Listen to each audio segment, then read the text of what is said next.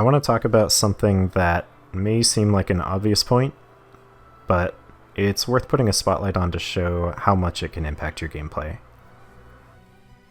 So let's look at two blade dashes back to back. There's only a brief period of time in between those two blade dashes that I actually have control of Richter, and there's a couple decisions I can make then. The most obvious thing is that I can jump. Everybody should know how to do this. If you just input jump between your blade dashes, you can gain height. But what about my lever? I can also keep it neutral or hold forward in between those blade dashes.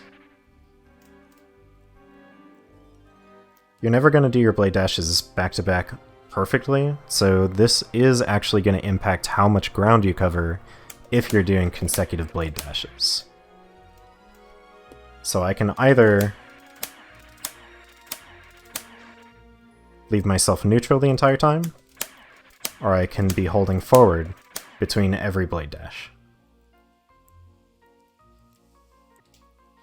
So let's take a look at an example where this actually affects your strat in a speedrun. There's a heart max up in the next room that we want to grab, and I'm just going to hold forward between each one of my blade dashes.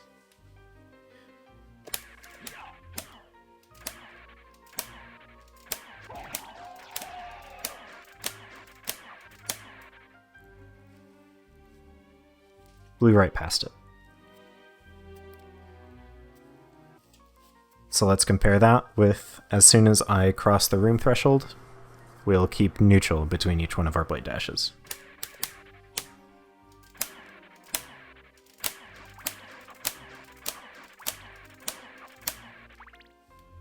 And I'm perfectly centered on it.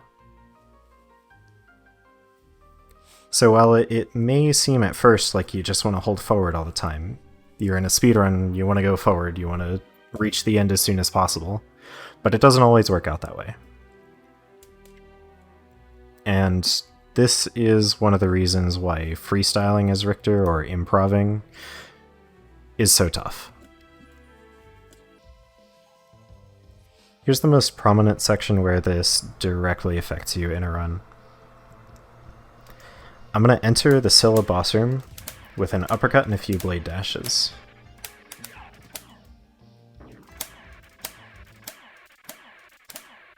The goal is to land on this platform on the right half, so you can see how it's split in the middle. There's just a line dividing that texture. Richter's foot can't be past the midsection there, or else the door will spawn in and your skip won't work. So we need to manage our aerial drift so that we land on this segment of the platform specifically. Too short and we'll fall off, too far and the door will spawn. So let's figure out how we can make that happen. First, I'm going to drift my uppercut forward, and I'm going to hold forward to drift between my blade dashes.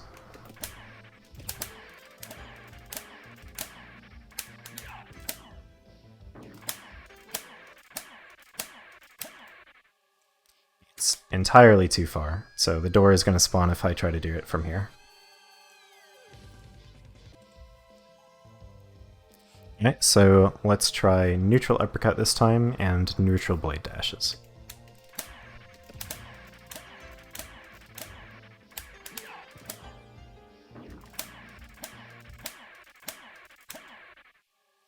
Not enough. So now let's do the recommended strat, which is to keep your neutral uppercut but drift forward between your blade dashes.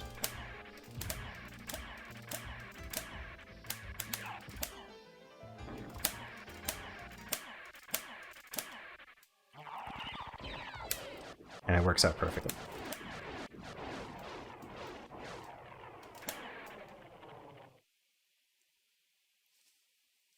So you can either do that strat by keeping your uppercut neutral and then drifting your blade dashes, or you can drift the uppercut and keep your blade dashes neutral.